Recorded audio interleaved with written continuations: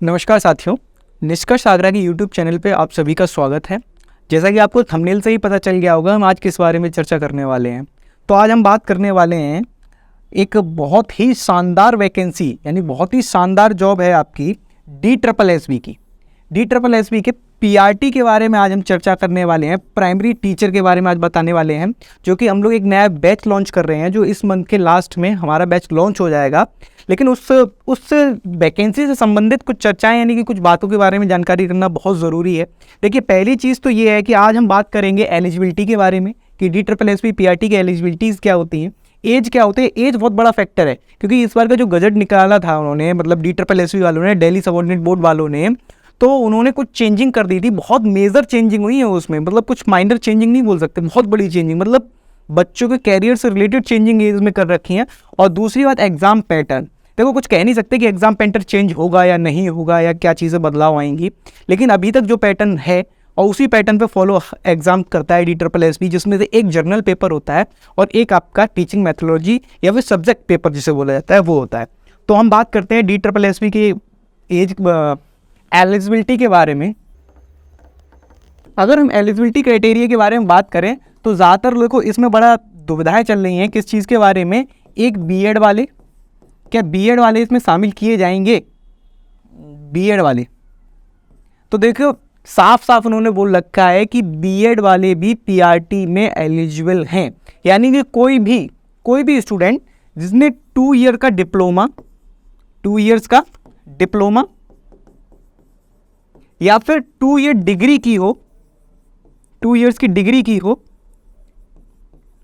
ठीक है, वो सब क्या है, एलिजिबल हैं आपके DSSB के एग्जाम देने के लिए, PRT के लिए। अब देखिए, इसमें कई दिल्ली वालों के लिए अलग होता है, एक JBT बोला जाता है दिल्ली के लिए, या फिर बोला जाता है, आप लोगों ने ज़्यादातर देखा होगा दिल्ली वालों के लिए एक DLED भी वो लोग कोर्स चलाते हैं, जो डायरेक्ट 4 ईयर का कोर्स होता है। 4 ईयर का कोर्स होता है। अगर आपने वो किया है 12th के बाद, यानी 12th क्वालिफाई करने के बाद 4 ईयर का BLED जिसको कोर्स बोलते हैं, अगर आपने वो भी किया तो आप फिर भी एलिजिबल हैं। आपने ग्रेजुएशन के बाद 2 ईयर का डिप्लोमा किया है, यानी कि जो DLED ज़्यादातर लोग या BTC के नाम से जानते हैं, वो किया है, तो भी आप एलिजिबल हैं। या आपने अगर BEd की डिग्री भी की है ग्रेजुएशन के बाद, तो भी आप इस वैकेंसीज के लिए एलिजिबल हैं। अब बात करते हैं एज की। देखिए, एज एक बहुत बड़ा फैक्टर है। पहले जो एज थी वो थी 32, और अब इस एज को कम करके कर दिया गया है 30। यानी कि अब सिर्फ वही कैंडिडेट एलिजिबल रहेंगे जिनकी एज किसमें 30 हो रही है। यानी 30 से एक्सीड अगर किसी की भी एज करती है तो DSSB उस कैंडिडेट को नहीं लेता। यानी कि अगर आप 30 ईयर प्लस 1 डे के भी हो जाएंगे तो वो नहीं लेगा आपको। 30 मतलब उनके लिए 30 होता है एज के फैक्टर में। अब हम बात करें, देखो भैया, बहुत अच्छी, बहुत शानदार जॉब है, दिल्ली में रहने वाली जॉब है ना। अभी देखो KVS की भी अभी वैकेंसीज निकली हैं काफ़ी। KVS PRT म्यूज़िक का भी रिजल्ट भी आ गया है ना। जहाँ तक उम्मीद है, आप देखिए वेट कर रहे हैं, तो थोड़ा सा और वेट सही। इतने दिन इंतज़ार किया तो रिजल्ट के लिए, PRT के लिए थोड़ा सा और इंतज़ार सही, आएगा नंबर। शानदार तैयारी हमारे इंस्टीट्यूट पे भी चल रही है। आप चाहें तो हमारे इंस्टीट्यूट पे आएँ, हम लोग KVS की इंटरव्यू की तैयारी करा रहे हैं, जो कि इस आपके सैटरडे को हम एक इंटरव्यू भी डिस्कस करने वाले हैं। इंटरव्यू के बारे में भी बताने वाले हैं, यानी कि हम इंटरव्यू कंडक्ट करा रहे हैं। तो आप चाहें तो हमारे सेंटर पे आएँ, आपको एड्रेस नीचे चलता हुआ दिख रहा होगा, ठीक है। कॉन्टैक्ट नंबर पे प्लीज़ आप कॉन्टैक्ट करें हमें, ठीक है, और हमसे आके मिलें।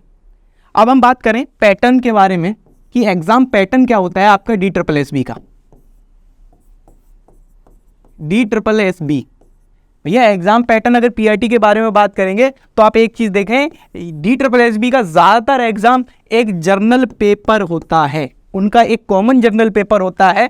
कॉमन जर्नल पेपर का मतलब हिंदी, इंग्लिश, मैथ्स, रीजनिंग और जर्नल एबिलिटी, या फिर GK जिसे बोलते हैं, या फिर करंट अफेयर्स, करंट का। और ये सारे के सारे 20 क्वेश्चंस होते हैं, सारे सभी के सभी 20 क्वेश्चन होते हैं। यानी कि आप अगर देखें तो जर्नल पेपर आपका टोटल 100 क्वेश्चन का बना, और आपका एक होता है टीचिंग मैथोलॉजी या फिर CDP, ये 100 का ये भी क्वेश्चन, मतलब 100 मार्क आपका ये भी क्वेश्चन है।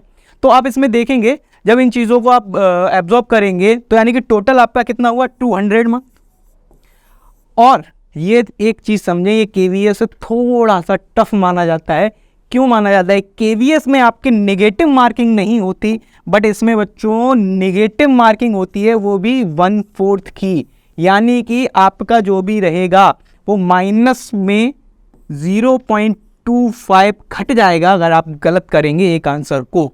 तो इसलिए इसमें थोड़ा सा ज़्यादा ध्यान देना पड़ता है। अब बच्चों की बात होती है कि हिंदी, इंग्लिश, मैथ, रीजनिंग और करंट अफेयर्स या जीके की। इसमें जो आपकी देख रहे हैं, ये जो मैथ और इंग्लिश और रीजनिंग, ये समझ लो भैया, ये आपके जो SSC का CHSL एग्ज़ाम होता है ना, उस लेवल की ये लोग देते हैं, उससे भी अच्छे लेवल की देते हैं। ये समझ लो, इनके इतनी अच्छी आपकी हिंदी, इंग्लिश और रीजनिंग आती है। अगर आप घर बैठ के तैयारी करना चाहते हैं तो कोई भी प्रीवियस ईयर की CHSL की बुक या CGL की बुक उठाओ और लगा के देख लो। अगर आपको लगता है कि आप कर सकते हैं तो आप बैठ के करिए, वरना आप हमारे इंस्टीट्यूट पे आइए, हम सब ये सब तैयारी करा रहे हैं, बैच हम लोग लॉन्च कर रहे हैं। तो उम्मीद है कि आपको इस बारे में संपूर्ण जानकारी मिल गई होगी। फिर भी अगर आपको कोई दुविधा या कुछ भी पूछना है तो कमेंट सेक्शन में आप हमसे पूछ सकते हैं। और बाद बाकी जो भी आपको नॉलेज चाहिए या बैच के बारे में जो कुछ भी पता करना है तो आप हमारे कॉन्टैक्ट नंबर पे कॉन्टैक्ट करें, और अनदर आप हमारे एड्रेस पे आके आराम से ऑफिस में आके हमसे बात कर सकते हैं। बहुत बहुत धन्यवाद।